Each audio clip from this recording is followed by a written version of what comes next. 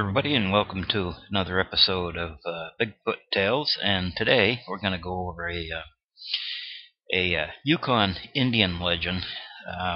Not really sure how old this is, or I haven't determined which particular tribe this story is actually connected to.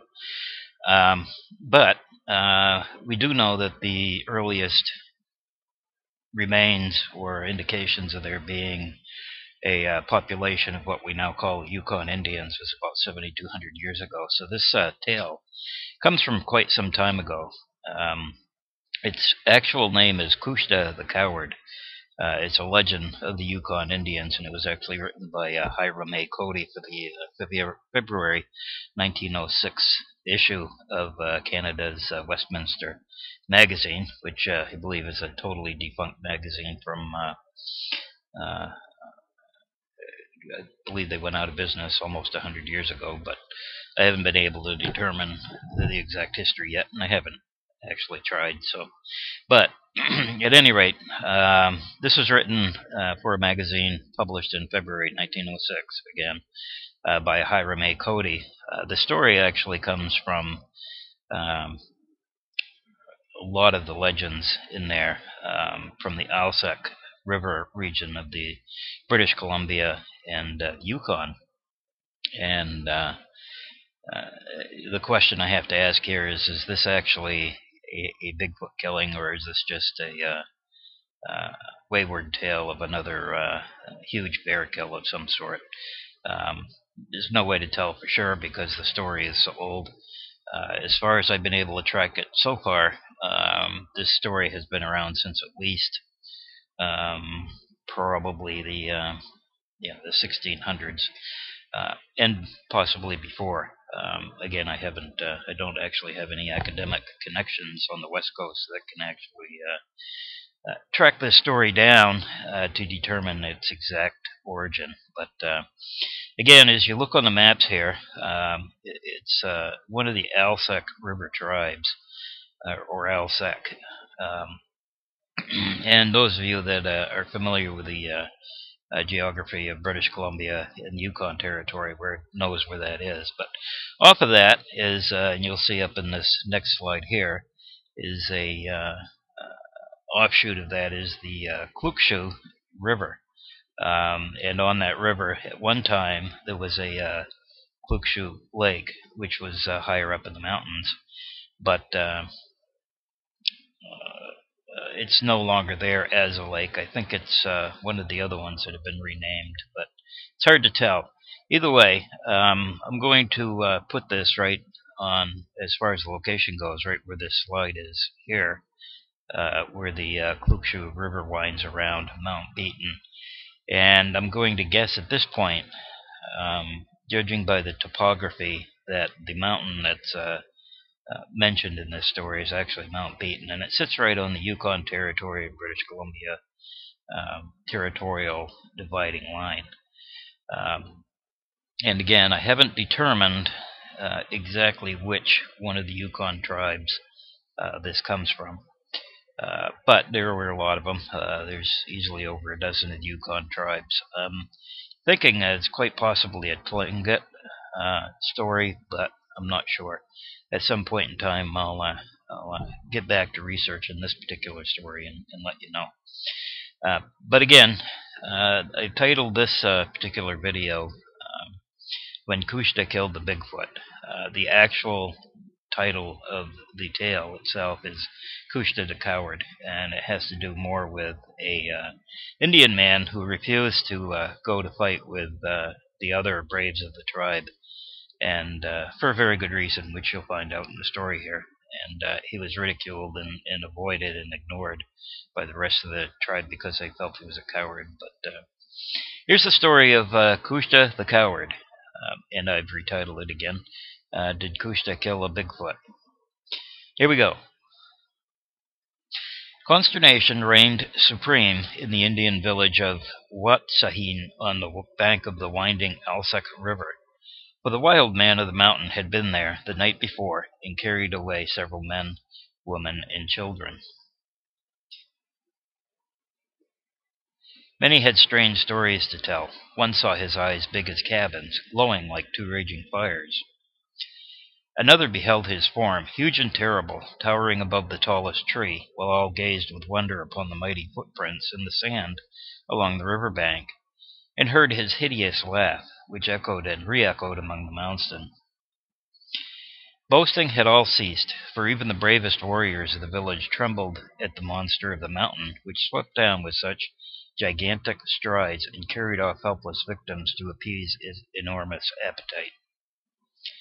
All had something to say, except one man, Kooshda, who stood or sat apart, unnoticed by the rest. Disgrace had settled upon him, for did not Kooshda stay at home when the warriors went forth to meet the Hootshis some time before? All shunned him. No one spoke to him, and he addressed no one.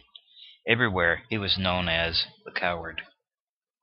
But Kooshda never explained. He did not tell that his only child, Sashay, lay a-dying when the warriors passed forth to battle, and on their return, laden with spoils and scalps, they were too much excited to notice that Kooshda sat in his lodge sad and alone. But every night at the time Sashay left him, Kooshda repeated his weird, wailing song. Where art thou, Sashay, light of mine? Aye. Come to me, Sashay, for all is dark. The fire glows clear and bright, yet to me all is dark. The moon and the stars shine together, yet all is dark. The light of the sun is abroad, but all is dark. Where thou, my life, and thine eyes are not, there all is dark. But the night following the wild man's terrible visit, no sound came from the lonely lodge. Kooshda had other work to do. When the village was still in slumber, he glided forth into the silent night, with a small pack strapped over his shoulders, and in his hand a long, stout stick, to which was fastened a sharp-pointed knife, making a most formidable weapon. On and on he moved up a crooked mountain trail and down the other side, then along the swift and narrow Kusha River. Rapidly he sped, his feet spurning the ground, and so silently did he glide that even the wary watchers of the trail heard him not. On the shore of the beautiful Kusha Lake, at the foot of a high mountain, he paused and there built a rude log hut. A great thought had taken possession of him, which thrilled his whole being.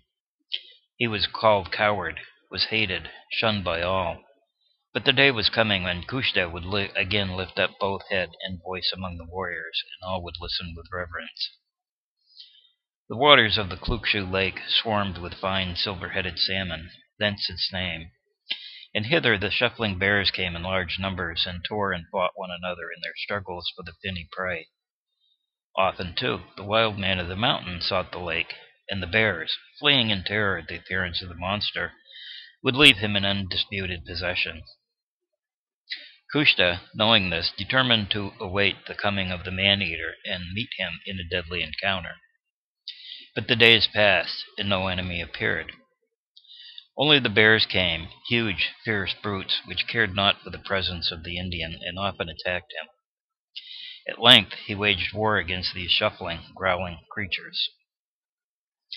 Terrible were the conflicts which sometimes ensued, and ere long Kooshda became so expert with his long, sharp spear that seldom a bear escaped his fatal thrust.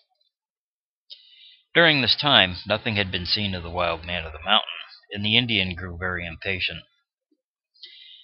Becoming tired of bear meat and fish, he started one day up the mountain in search of hedgehogs, taking with him a salmon for food during the hunt. Up and up he climbed till he came to a pretty spot, and there built a brush house. Hanging the salmon on a stick at the door, he started in search of game. On his return, carrying several fat hedgehogs, he saw through the trees the awful monster, the dreaded man-eater. Terrible he was to behold, as he stood, with sunken eyes glaring like rockets, gazing upon the salmon in the newly formed house. Gigantic he was in stature. His long, matted hair spread over his forehead like tangled seaweed split by the waves on some surf-beaten rock. Spellbound stood Kooshda, resolving in his mind what course to pursue, when suddenly the monster with a hideous gurgling sound moved away and started down the mountainside. No longer did the Indian hesitate, but stepping quickly forward began to fashion a figure in the form of a man from the sticks and brush lying near. Then, taking off his own outer clothes, he placed them upon the effigy and laid it in the house so as to resemble a man fast asleep. Taking his spear in his hand, he crawled beneath the brush, and making himself as comfortable as possible, waited to see what would happen. Day passed, and night shut down cold and dreary. Then through the darkness came the fierce man-eater, moving cautiously that he might surprise his victim and hear his wild shriek of terror. More hideous he appeared than ever as he crept nearer and nearer, his two blazing headlights peering into the brush house. Seeing the form lying so still, he gave a chuckle of delight, and pressing a long, pointed spear slowly through the clothing, expected to see the Indian start up with a yell of agony. To his great surprise, nothing of the kind happened. Further and further the keen point was pressed home, but all in vain. Here was something which puzzled this creature, half man and half devil. What did it all mean? He hesitated a moment, looking carefully around in every direction, and then advancing nearer, he stooped down to examine more closely that strange thing lying so still before him. Suddenly, a commotion took place beneath the brush. Then a spear darted forth with lightning rapidity, impelled by hope and hatred, and stung through the monster's body. With a yell of mingled pain, rage, and surprise, the creature staggered back, but seeing the Indian, with dying strength, leaped forward, and ere Kooshda could escape, the huge body struck him with the force of a falling tree, and both crashed to the earth as one. Kooshda had retrieved his honor. And that's the end of our story. This is a Yukon Indian legend. Once again, I want to emphasize that I'm not positive which particular tribe this comes from. Could have come from actually several of them. Very easily over a dozen possibilities here. And as far as the exact location goes, other than the fact that it's along the Kooshda River, it's hard to tell, but I'm going to go with that original guess of mine. You can refer back to the slides from earlier as to that geographic location if you want to look into this more on your own. And I hope you enjoyed the little story. Again, it's an Indian folklore legend. Is it true or not? I don't really have any way of knowing for sure, but the description of this creature makes it sound an awful lot like what we call a Bigfoot creature today. And again, I hope you enjoyed, and hope you come back for more Bigfoot tales here. And until then, happy squatching.